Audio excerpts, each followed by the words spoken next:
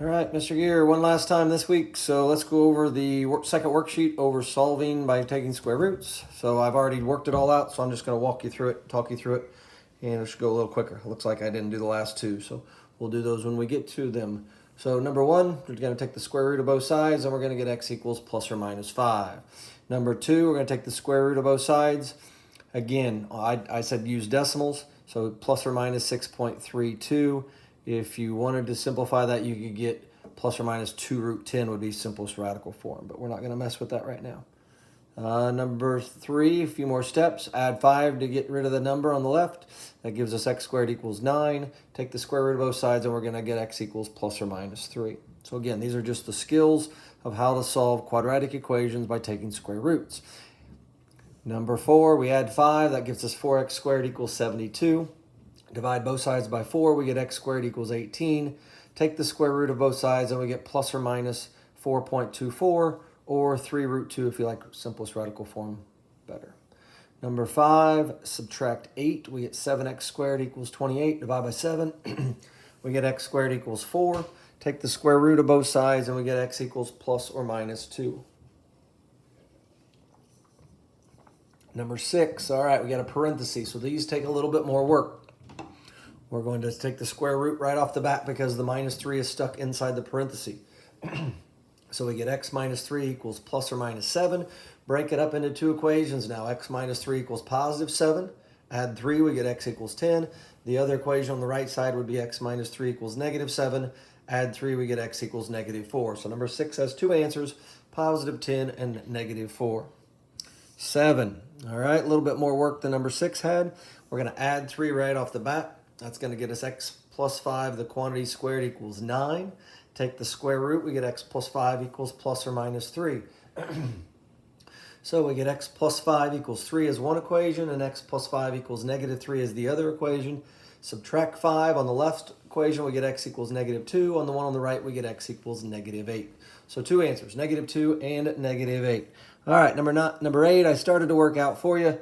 I guess I got interrupted, so I didn't finish it out. So we'll do that together here. So I'm going to get x minus 8, the quantity squared, equals 20. Take the square root of both sides. I'm going to get x minus 8 equals plus or minus.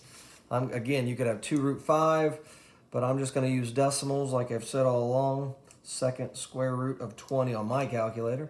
4.47. I should know that. We've done it a bunch. Two equations.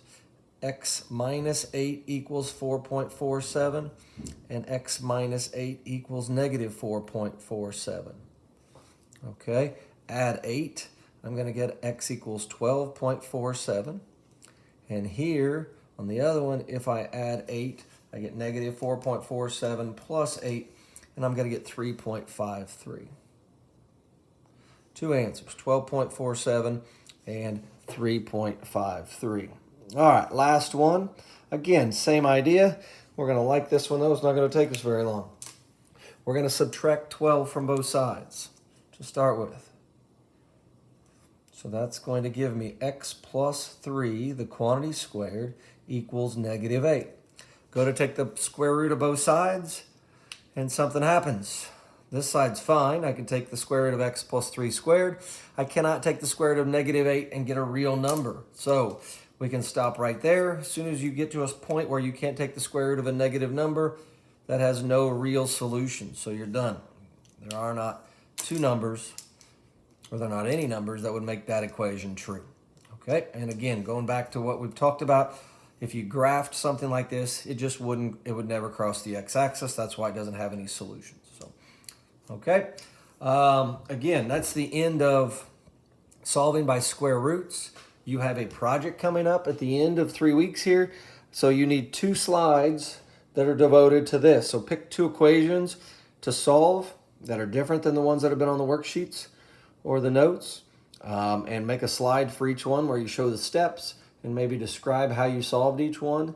And that'll get you a good start on the assessment for the end. I would just make my slides as I go.